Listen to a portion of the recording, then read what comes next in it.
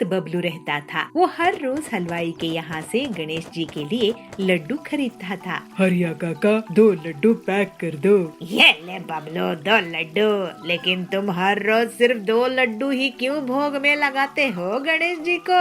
कभी 1 किलो भी लगाया करो। मैं गरीब हूँ काका, मेरे पास इतने ही पैसे होते हैं कि मैं 2 लड्डू भोग लगा सकूं। और वैसे भी गणेश जी को तो मिठाई के वजन से मतलब नहीं रहता, उन्हें तो भक्त की साफ भावनाओं से मतलब रहता है। सही कह रहे हो। ऐसा ही बबलू हर दिन अपनी मजदूरी से वापस आकर गणेश जी को 2 लड्डू का भोग लगा देता था। लेकिन एक दिन जब बबलू काम पर जा रहा था तो कड़क सेठ आता है। सुनो मजदूर भाइयों, आप सब ने बहुत मेहनत की है, लेकिन अब मुझे पंचायत से पैसे नहीं मिल रहे हैं कि मैं आप लोगों को पैसे दे सकूं। इसलिए अब जब मुझे पैसे मिल जाएंगे तब मैं आप लोगों से फिर से काम करवाना शुरू कर दूंगा। लेकिन कड़क सेठ, ऐसे तो हम भूखे मर जाएंगे और मेरे पास पैसे नहीं रहेंगे तो मैं गणेश जी के लिए लड्डू भी नहीं खरीद पाऊंगा। बबलू, तुम कहीं और काम देख लो। तुम होनहार हो, तुम्हें काम मिल जाएगा, लेकिन अभी मैं तुम्हें ना तो काम दे सकता हूँ और ना ही पैसे। दुखी होकर बबलू वहाँ से चला जाता है। वो कुछ दिनों तक जैसे तैसे गणेश जी को भोग में लड्डू लगाता रहता है। फिर 2 लड्डू से 1 लड्डू भी वो लगाने शुरू कर देता है। लेकिन एक दिन उसके पास बिल्कुल भी पैसे नहीं रहते। वो हरिया हलवाई के पास जाता है। मुझे आप उधार में लड्डू दे सकते हैं हरिया काका? तो हरिया कहता है, देखो बबलू, एक बार दे सकता हूँ, लेकिन हर रोज नहीं। मुझे भी तो दुकान चलानी है ना। ये सुनकर बबलू दुखी मन से मंदिर जाता है। हे गणेश जी, अब मेरे पास बिल्कुल भी पैसे नहीं है, मुझे क्षमा कर दीजिए। मैं आपको आज भोग नहीं लगा पाऊंगा। मैं कोई न कोई काम ढूंढ रहा हूँ, लेकिन कोई भी मुझे काम नहीं दे रहे हैं। भगवान, जब मुझे काम मिल जाएगा तब मैं आपको लड्डू जरूर लगाऊंगा। मुझे माफ कीजिए भगवान। फिर बबलू घर जाकर सो जाता है। उसी रात को एक छोटा बच्चा हलवाई के यहाँ पहुँचता है। हरिया हलवाई जी, मुझे 4 लड्डू दीजिए। उसके बदले में मैं आपको हाथ में पहनने के लिए सोने के कड़े देता हूँ। तो हरिया कहता है, अरे बेटा, लड्डू के बदले सोने के कड़े? ठीक है, मैं तुझे लड्डू दे देता हूँ, ये ले। और फिर वो बच्चा बबलू के पास जाता है। सोते हुए बबलू के बगल में लड्डू रख देता है। अरे, ये सुबह सुबह लड्डू कहाँ से आए? इसमें से तो बहुत सुंदर खुशबू आ रही है। वो तुरंत जाकर गणेश जी को लड्डू का भोग लगा देता है। लेकिन ये भी देखता है कि अरे, गणेश जी के हाथ में ये कड़ा गायब है। हरिया कहता है, अरे ये क्या देखो बबलू, कहीं ये कड़ा तो नहीं है ना? हरिया बबलू को कड़ा दिखाता है जो उसे बच्चे ने दिया था। तो बबलू कहता है, अरे हाँ, यही तो गणेश जी का ही कड़ा है।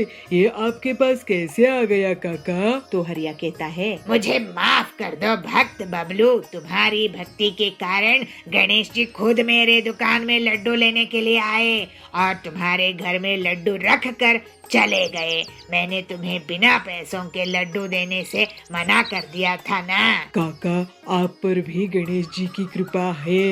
आपसे उन्होंने खुद लड्डू खरीदे हैं। आइए हम दोनों भगवान गणेश जी का भजन करते हैं। इस तरह से गणेश जी की भक्ति के कारण धीरे धीरे धनवान होने लगता है।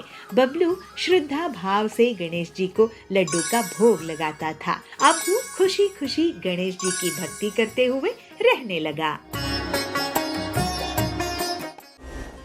एक जंगल में पीलू चिड़िया अपने पति बबलू के साथ रहा करती थी। पीलू वड़ा पाव बेचकर अपना घर का खर्च चलाया करती थी। जंगल के पक्षी पीलू चिड़िया के ठेले से वड़ा पाव खरीदकर मजे से खाते थे। पीलू के वड़ा पाव की बिक्री देखकर कालू कौवा उससे बहुत जलता था और एक दिन कालू कौवे ने भी अपना ठेला पीलू के ठेले के सामने लगा दिया। कालू आवाज लगाकर वड़ा पाव बेचना शुरू कर देता है। आओ आओ, वड़ा पाव खाओ, गर्मा गर्म पंजाबी वड़ा पाव खाओ। अरे हरिया काका, इधर आओ इधर आओ, वहाँ कहाँ जा रहे हो? वड़ा पाव खाने?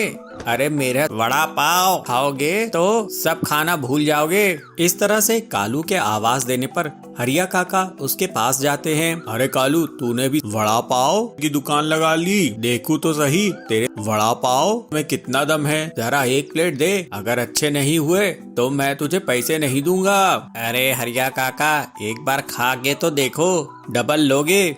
फिर हरी काका कालू के वड़ा पाव खाता है और उसकी बहुत तारीफ करता है। अरे वाह कालू, तूने तो बहुत ही कमाल के वड़ा पाव बनाए हैं, अब से मैं तेरी ही दुकान में आऊंगा। इसके बाद से तो कालू की दुकान निकल ही पड़ी। जो भी पक्षी उसके वड़ा पाव खाता उसकी बहुत तारीफ करता। कालू की दुकान चलने से पीलू को अपने वड़ा पाव बेचने में परेशानी आने लगी। इस तरह कई दिन निकल जाते हैं। पीलू को बहुत नुकसान होता है क्योंकि अब उसके ठेले में कोई भी पक्षी नहीं जाता था। पीलू सोचती है, मैं ऐसा क्या करूं जिससे मेरे ठेले में फिर से भीड़ लगनी शुरू हो जाए, फिर से लोग मेरे वड़ा पाव खाने लग जाएं। मुझे कुछ न कुछ करना ही होगा, नहीं तो मेरी दुकान ही बंद हो जाएगी। ऐसा सोचकर पीलू कालू कौवे के पास जाती है और कालू से कहती है, कालू भैया, आप वड़ा पाव में ऐसा क्या मिलाते हो जिससे सभी आपके यहाँ वड़ा पाव खाने आने लगे हैं? आप भी अगर मुझे सीक्रेट बता दो तो मैं कहीं दूर जाकर वड़ा पाव का ठेला लगा लूंगी, जिससे मेरी भी आमदनी फिर से शुरू हो सके। ऐसा सुनकर कालू उस पर गुस्सा करता है। अरे मुझे पागल समझ के रखी हो क्या पीलू चिड़िया? मैं तुम्हें सीक्रेट क्यों बताऊं? मैं अपना क्या नुकसान कर लूं? अभी चलो भागो यहाँ से।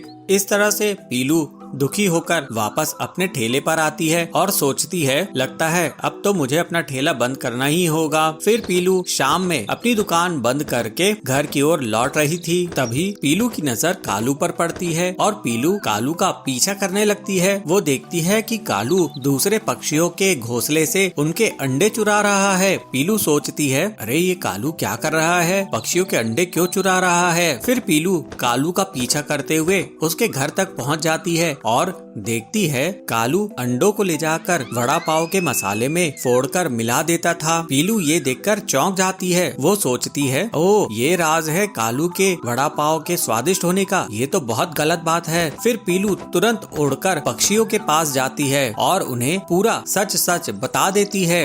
चिड़िया पीलू से कहती है, पीलू बहन, कल ही मेरे दोनों अंडे चोरी हो गए थे, मुझे लगा कि दुष्ट चीलू ने उन्हें चुरा कर ले गया है। दूसरी चिड़िया कहती है, हाँ बहन, परसों मेरे भी अंडे मेरे घोंसले से गायब हो गए थे, मुझे लगा कि कोई नाग सांप लेके चला गया है। हरिया काका कहते हैं, चलो चलकर हम उस बदमाश कालू को पकड़ते हैं और उसकी अच्छे से पिटाई करते हैं, वो हमारे अंडे हमें ही खिला रहा है। फिर सभी पक्षी कालू के घर पर धावा बोल देते हैं, क्यों रे कालू, तू कितना बदमाश है, तू हमारे अंडे चुराकर हमें ही वड़ा पाव में मिलाकर खिला रहा था, अरे तुझे शर्म है कि नहीं? हाँ कालू भैया, तुमको शर्म है कि नहीं? ये क्या तरीका है? तुम हमारे बच्चों को मार रहे हो, उन्हें पैदा ही होने नहीं दे रहे हो और उन्हें हमें ही खिला रहे हो, तुम इस जंगल में रहने के लायक नहीं हो। इतना कहकर पक्षी कालू की बुरी कदर पिटाई कर देते हैं। पिटाई खाकर कालू जंगल छोड़कर भाग जाता है। कालू के भाग जाने के बाद से सभी पक्षियों के अंडे फिर से सुरक्षित हो जाते हैं और पीलू की वड़ा पाव की दुकान एक बार फिर से चल पड़ती है। अब पीलू अपनी मेहनत से अच्छा खासा पैसा कमाने लगती है। इस तरह सभी पक्षी अब खुशी खुशी रहने लगते हैं। बंटी अपनी बहन पीलू से मिलने के लिए एक गांव में गया। पीलू उसको देखकर बहुत खुश हुई। बंटी भैया कैसे हो? आपको देखकर बहुत खुशी हुई। आपके जीजा दिन ब दिन कंजूस होते जा रहे हैं, इसलिए कहीं जाने के लिए वो पैसे भी नहीं देते। क्या बात कर रही हो पीलू बहन, जीजा जी इतने कंजूस है क्या? हाँ, आपको यकीन हो जाएगा जब आप उनसे मिलोगे। अभी आते ही होंगे आपके जीजा जी। तभी वहाँ पर बबलू जीजा जी पत्तों के कपड़े पहनकर आते हैं और उनके साथ उनके दोनों बच्चे भी पत्तों के कपड़े पहन के आते हैं। अरे जीजा जी, आपने तो कपड़े ही नहीं पहने हैं, ये पत्तों को ढक कर क्यों घूम रहे हो? अरे बंटी, कपड़े खरीदो, उसके बाद उसे धो, जिसमें वॉशिंग पाउडर और पानी का खर्चा आता है। इतना खर्चा क्यों करना? प्रकृति ने इतना बढ़िया फ्री के कपड़े दिए हैं। अच्छा, बाकी बातें बाद में करेंगे। अभी सब्जी बेचने वाला कालू आने वाला है, उससे ताजी सब्जी ले लेता हूँ। पर उसमें भी तो आपको पैसे खर्च होंगे ना। तुम देखते जाओ अपने जीजा जी का कमाल। फिर कालू के ठेले से बबलू कुछ सब्जियों को अपने घर के पीछे फेंकने लगा। अरे इतनी खराब सब्जियाँ, इन्हें तो इस ठेले में होना ही नहीं चाहिए। अरे तुम इतने फेंको मत, नहीं खरीदना है तो मत खरीदो। अरे जाओ कालू जाओ, मुझे तुमसे सब्जियाँ नहीं खरीदनी है। कालू वहाँ से चला जाता है और बबलू फेंकी हुई सब्जियों को लाकर पीलू को दे देता है। ये देखकर बंटी हैरान रह जाता है। अरे ये सब्जियाँ बेकार नहीं है, बस कुछ दाग लगे हैं, इन्हें साले साहब के लिए बना लो पीलू। ऐसे ही जब वो सब खाने के लिए बैठते हैं तो सब्जी कम और पानी ज्यादा था। अरे दीदी, सब्जी तो इसमें है ही नहीं। इतनी ही सब्जी डालने की इजाजत है तुम्हारे जीजा जी से। इससे ज्यादा सब्जी इस्तेमाल करूंगी तो वो नाराज हो जाएंगे। ये सब्जी पचने में बहुत आसान है साले साहब, खाओ खाओ, जितना मन करे खाओ। बंटी अब वहाँ से जाने के बारे में सोचने लगा। जल्द से यहाँ से वापस चला जाता हूँ, नहीं तो कुछ दिनों बाद सिर्फ खाना सूंघने के लिए मिलेगा। अगले दिन दीदी मैं चलता हूँ, बहुत दिन रह लिया। बहुत दिन कहाँ भैया, 2 दिन और रुक जाओ ना। अरे तुम्हें मैं पास के पहाड़ दिखा लाऊंगा, रुक जाओ, वहाँ की गरम गरम चाय भी पिलाऊंगा। अब इतनी दूर से आए हो, इतना तो मैं तुम्हारे लिए कर ही सकता हूँ ना साले साहब। अपने जीजाजी का कहना वो नहीं टाल पाया और रुक गया। बंटी को लगता है कि जीजाजी उसको खातिरदारी करने वाले हैं। चलो, आखिर जीजाजी मुझे कह रहे हैं घुमाने खिलाने के लिए, तो मैं रुक जाऊंगा। शाम में बबलू बंटी को घर से बाहर बुलाता है। साले साहब यहाँ आओ, बैठो। अरे ये क्या जीजाजी, ये तो पत्थर है, इसमें आप क्यों बैठते हैं? और ये इतना बड़ा पोस्टर यहाँ क्यों है? अरे पहचाने नहीं क्या, मैं तुम्हें पहाड़ी दिखाने वाला था ना, ये वही पहाड़ है। अब वहाँ जाने में बहुत पैसा खर्च होता है, तो मैं अपने दोस्त से ये पोस्टर मांग कर ले आया हूँ। और ये पियो गरम गरम चाय, घर की भी बनी है, वहाँ जाकर पीने की मजा भी आएगा। और खर्च क्यों करना है इन सब में? लेकिन जीजाजी ये तो कोई घूमना नहीं हुआ। क्यों, तुम क्या चाहते हो? मैं पैसे खर्च करूं, गरीब हो जाऊं, कि पैसे बचाऊं और अमीर हो जाऊं? मैं तो कहता हूँ तुम भी कपड़े छोड़कर पत्ते पहनने लगो। ये सुनकर बंटी का सिर चकरा जाता है, वो वहाँ से तुरंत भाग जाता है। अरे ये तो भाग गया, चलो भाग भाग कर घर पहुँच जाएगा तो ट्रेन के पैसे बचेंगे। हे भगवान, कैसे जीजा मिला है? जी बबली बहन, आपकी ऐसी हेयर कट करूंगी कि सब आप ही को देखते रहेंगे। पीलू बबली का हेयर कट करने लगती है, लेकिन बबली अपने हेयर कट से बिल्कुल भी खुश नहीं होती है। अरे ये क्या कर दिया पीलू, मैं कितनी बदसूरत लग रही हूँ, ऐसे तो मेरा सब मजाक उड़ाएंगे, मैं तुम्हें इसकी पेमेंट नहीं करूँगी। बंसीपुर नाम के छोटे से नगर में एक गरीब चिड़िया पीलू हेयर ड्रेसिंग का काम करती थी। वो अपने ही घर पे दुकान चलाती थी, वही काम करती थी और वही रहती थी। पीलू अपनी कमाई बढ़ाने के लिए अपनी दुकान घर के सामने एक बोर्ड लगाई कि उसके यहाँ 24 घंटे सर्विस मिलती है। ऐसे ही एक दिन बबली पीलू के यहाँ हेयर ड्रेसिंग के लिए आई। पीलू, मुझे बढ़िया सा हेयर कट करके देना, मुझे किटी पार्टी में जाना है। जी बबली बहन, आपकी ऐसी हेयर कट करूंगी कि सब आप ही को देखते रहेंगे। पीलू बबली का हेयर कट करने लगती है, लेकिन बबली अपने हेयर कट से बिल्कुल भी खुश नहीं होती है। अरे ये क्या कर दिया पीलू, मैं कितनी बदसूरत लग रही हूँ, ऐसे तो मेरा सब मजाक उड़ाएंगे, मैं तुम्हें इसकी पेमेंट नहीं करूँगी। पीलू बहुत दुखी होती है और रोने लगती है।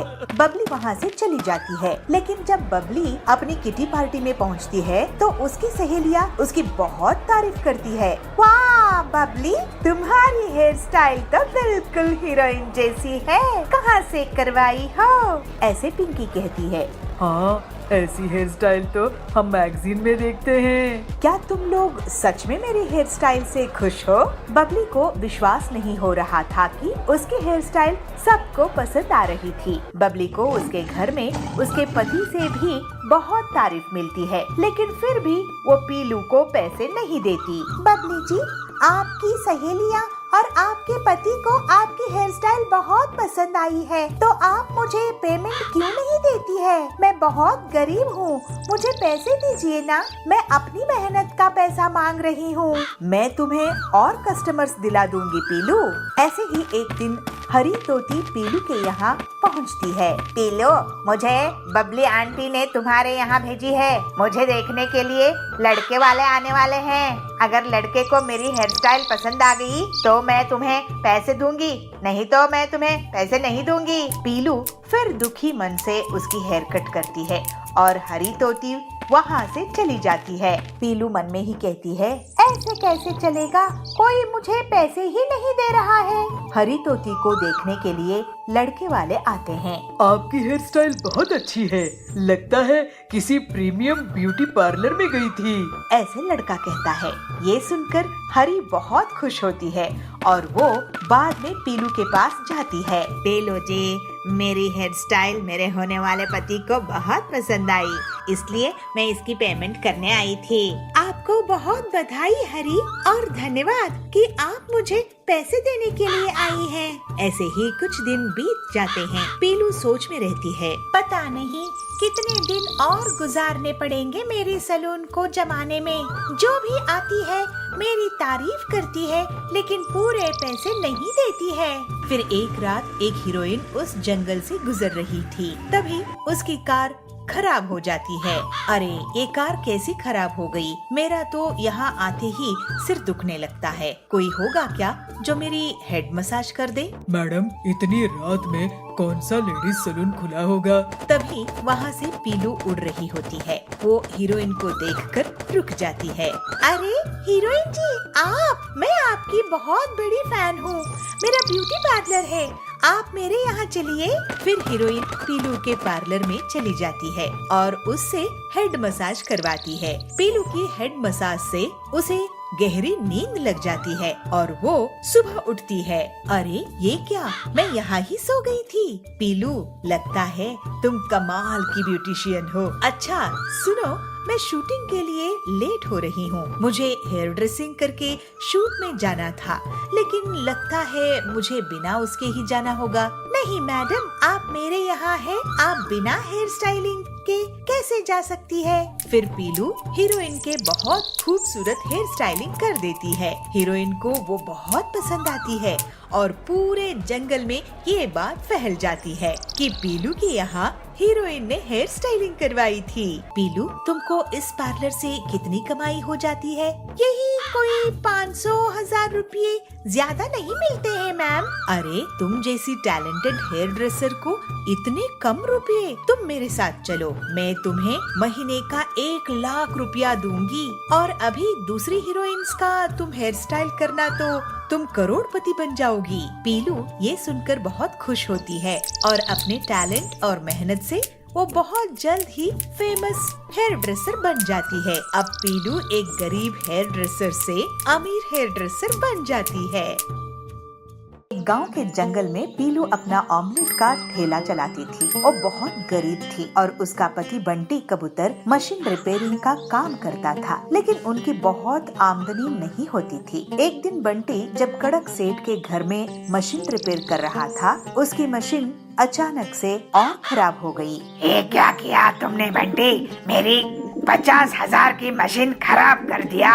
अब इसका हर्जाना तुझे देना होगा। लेकिन सेठ जी, मैं 50,000 कहाँ से लाऊंगा? मैं बहुत ही गरीब हूँ। वो मैं नहीं जानता, तू मुझे पैसा लाके दे, नहीं तो मैं तुझे पुलिस के हवाले कर दूंगा। ऐसे ही उदास मन से बंटी अपने घर आता है और पूरी बात पीलू से कहता है। तो पीलू कहती है, ये तो हमारे घर बहुत बड़ी मुसीबत आ गई है। वैसे भी हमारा खर्चा बड़ी मुश्किल से चलता था, अब तो ऊपर से और ये 50,000 का नुकसान भरना पड़ेगा। मुझे तो बहुत डर लग रहा रहा है। चलिए मैं किसी से उधार लेके आती हूँ। तो बंटी कहता है, मैं भी हरिया काका से कुछ रुपये उधार लाता हूँ। ऐसे कहकर दोनों पति पत्नी पैसे उधार लेने के लिए चले जाते हैं। बंटी और पीलू हरिया तोता के पास पहुँचते हैं। बंटी कहता है, हरिया काका, मुझे कुछ रुपये उधार चाहिए थे। बदले में मैं तुम्हारे यहाँ आधी सैलरी में काम कर लूँगा। तो हरिया कहता है, अरे तुम जैसे होनहार मैकेनिक को उधार की जरूरत कैसे पड़ गई? पीलू बोलती है, इन्हें अपने काम में बहुत बड़ा नुकसान हुआ है। हरिया काका, अगर हमें पैसे वापस नहीं किए तो बहुत बड़ी मुसीबत आ जाएगी। अब आप ही कुछ कीजिए। बंटी बोलता है, हाँ हरिया काका, हमारी थोड़ी मदद कर दीजिए। बदले में मैं आपके यहाँ काम कर लूँगा। हरिया बोलता है, अरे तुम लोग घबराओ मत, काम दाम में तो नफा नुकसान होता रहता है। वैसे तुम्हारा ऑमलेट का काम कैसे चल रहा है पीलू? पीलू बोलती है, मैं अकेले ज्यादा ऑमलेट नहीं बना सकती हूँ, तो बहुत कम आमदनी होती है। तो बंटी तुम्हारे लिए ऑमलेट बनाने की मशीन बना देगा, जिससे तुम तेजी से ऑमलेट बना सकोगी और तुम्हारा बहुत मुनाफा भी होगा। अरे ये आइडिया मुझे क्यों नहीं आया? हरिया काका, आपने तो हमारी मुसीबत ही हल कर दी। अब मैं आपकी मदद से पीलू के लिए ऑमलेट मशीन बना दूंगा। फिर थोड़े ही दिनों बाद बंटी पीलू की ऑमलेट बनाने की मशीन तैयार कर देता है और वो लोग मिलजुल कर ऑमलेट बनाने लगते हैं। जल्दी ही एक दिन कड़क सेठ उनकी दुकान में आता है। अरे वाह बंटी, तुमने तो ये नायाब मशीन बनाई है। ऐसी मशीन तो मैंने पहले कभी नहीं देखी और इसका स्वाद भी बहुत टेस्टी है। तो बंटी कहता है, कड़क सेठ जी, आपकी तारीफ का शुक्रिया। ये लीजिए 20,000 रुपये, बाकी मैं जल्द ही आपको लौटा दूंगा। ऐसे ही दोनों पति पत्नी की दुकान के सामने बहुत से ग्राहकों की भीड़ बढ़ जाती है। अरे बंटी भैया, ये तो गजब की मशीन बनाई है आपने। मुझे इस मशीन के 3 ऑमलेट दे दो। तो दूसरा ग्राहक कहता है, हाँ हाँ, कड़क सेठ भी तारीफ करके गए हैं। इसमें जरूर कोई न कोई खास बात होगी। मुझे 5 ऑमलेट देना। उनकी दुकान चलती देखकर कालू कौवा बहुत जलने लगता है। पीलू की दुकान के सामने उसकी अंडा पाव की दुकान थी। वो पीलू और बंटी की दुकान की भीड़ देखकर सोचता है, इनकी दुकान तो अब जोर शोर से चलने लगी है। मुझे इसकी काट निकालनी पड़ेगी, नहीं तो ये लोग मेरी दुकान बंद करवा देंगे। ये मशीन मैं चोरी कर लूंगा। उसके बाद ये लोग कड़क सेठ का उधार भी नहीं चुका पाएंगे। फिर तो इन्हें जंगल ही छोड़कर जाना पड़ेगा। कालू उसी रात को पीलू और बंटी के घर जाता है और खिड़की से चुपचाप झांक कर देखता है। बंटी और पीलू आराम से सो रहे थे। कालू अंदर आता है और मशीन उठाकर ले जाने की कोशिश करता है, लेकिन तभी उसे जोर का करंट लगता है और वो चीख उठता है। पीलू चिल्लाती है, चोर चोर चोर। दोनों पति पत्नी कालू को झाड़ू से पीटने लगते हैं। पीटो इसे। अरे ये तो कालू है। कालू भाई, आप हमारे इस मशीन के साथ क्या कर रहे थे? तो कालू कहता है, अरे मुझे पहले इस करंट से तो बचाओ। बंटी मशीन का प्लग निकालता है और कालू को करंट लगना बंद हो जाता है। हाय, मैं तो जल गया। मैं तुम्हारी मशीन चोरी करने वाला था बंटी, क्योंकि तुम्हारे ऑटोमेटिक ऑमलेट मशीन से मुझे बहुत नुकसान हो रहा था।